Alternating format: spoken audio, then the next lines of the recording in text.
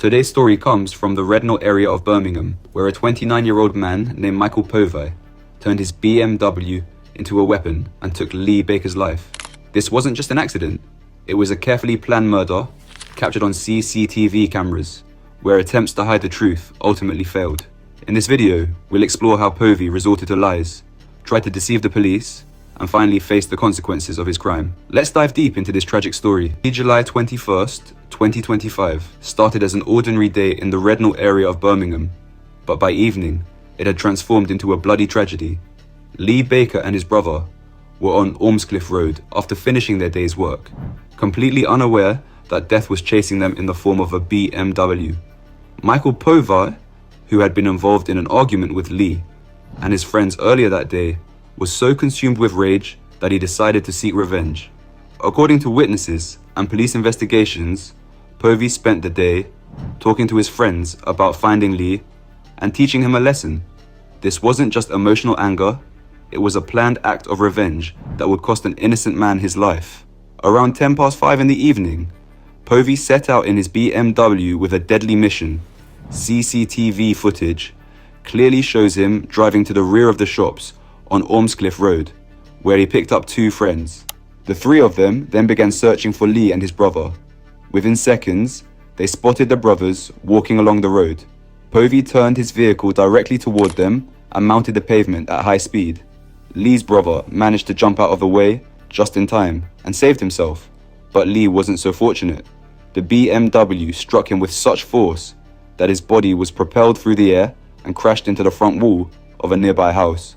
According to the post-mortem report, Lee died from severe traumatic head injuries that were so extensive that saving him was impossible.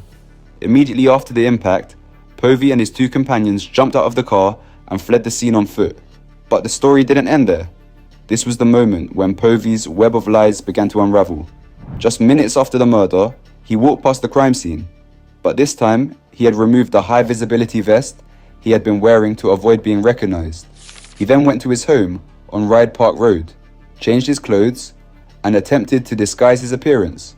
Up to this point, his plan seemed to be working, but then he made his biggest mistake by calling the police. He dialed 999 and claimed that his car had been stolen and used to run someone over. In the call recording, you can hear Povey's voice sounding convincingly distressed as he says, "My car's just been stolen, and it's been used to run somebody over by the looks of it, and put through somebody's house. I've gone around there, but there's a lot of people in the street." He continued, adding more layers to his fabricated story. "I'm panicking. There's a large crowd there.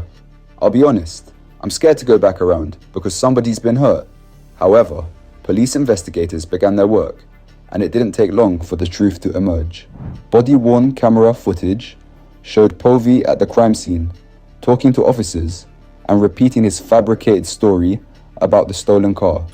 But when the CCTV footage was carefully analyzed, the entire truth came to light. The footage showed Povey immediately after the crime, running to the back of the shops on Ormscliffe Road, where he was heard shouting, "I've just rammed them with my car." This statement directly contradicted everything he had told the police. As investigators collected more evidence, they discovered that the car hadn't been stolen at all. Povey himself was the driver. When all this evidence was presented in Birmingham Crown Court, Povey had no defense left. The lies he had so carefully constructed came crashing down around him, and the jury saw through his deception. Michael Povey was found guilty of murder at Birmingham Crown Court and also pleaded guilty to perverting the course of justice. His sentencing is scheduled for April 10th. Lee Baker was a loving son, father, brother, and nephew who was loved by everyone. His family stated that his absence will never be filled. Detective Michelle Cordolph said that Povey used his vehicle as a weapon and then, instead of taking responsibility, resorted to lies. This case reminds us of the devastating consequences that decisions made in anger can have. If you found this story impactful, please like, share, and subscribe. Peace.